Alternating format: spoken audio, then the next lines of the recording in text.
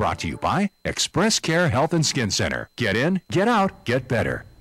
Welcome back to Healthy Living. If you're just joining us, we are talking about cholesterol. Let's get to our viewer questions. Yeah. Laura from Manila asks, what is the difference between good and bad cholesterol? Okay, so just a little review. The good one is the one that doesn't clog arteries. That's called the HDL, and that number should be over 40.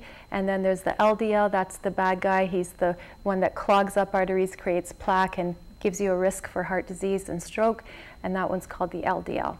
All right, so we want to stay away from the LDLs. Yeah. Okay, Tammy from Tamuning asks, how much cholesterol is too much? When should I start to be worried? And you mentioned the 200 mark. Yeah, so it kind of depends on the balance, but let's say 200 and less is fine. Over 240, we start getting concerned and probably starting people on at least diet and exercise, if not medicine.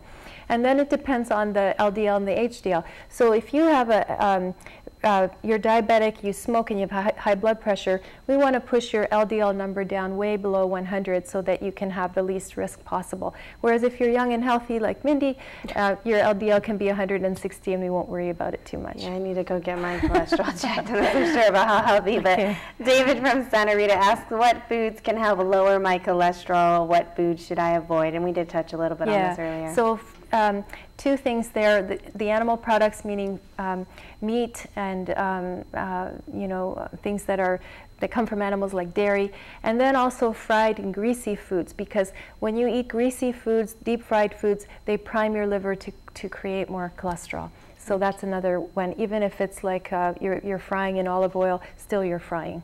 Okay, so even doesn't matter the oil. Just don't eat the greasy foods. I think we foods. actually have a question about oil a little bit later. Norma from Dededo asks, is it true that women going through menopause can have higher bad cholesterol levels, and if so, why? Yes.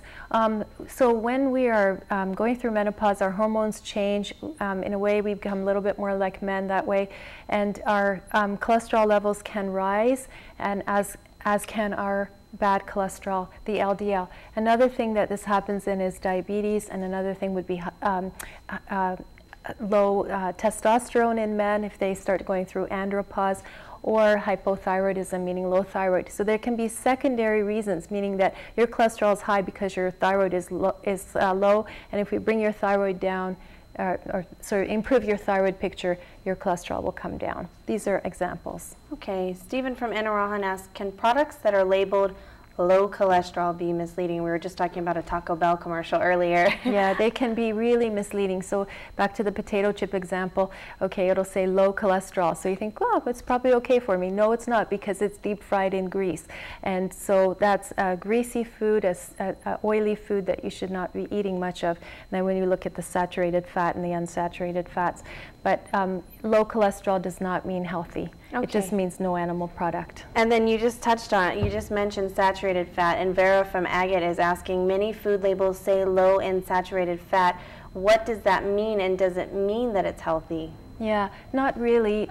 Saturated fat, we try to have more unsaturated fats in our diet. These are the olive oil, the safflower oil, the foods that are basically plant-based, whereas the saturated fats, they come more from, again, from animal sources, or certain oils may have more of that in them, like plain vegetable oil. So if you're choosing an oil, you can choose corn oil or safflower or sunflower or olive oil, and they'll be better for you. What about coconut oil? Coconut oil is actually really saturated.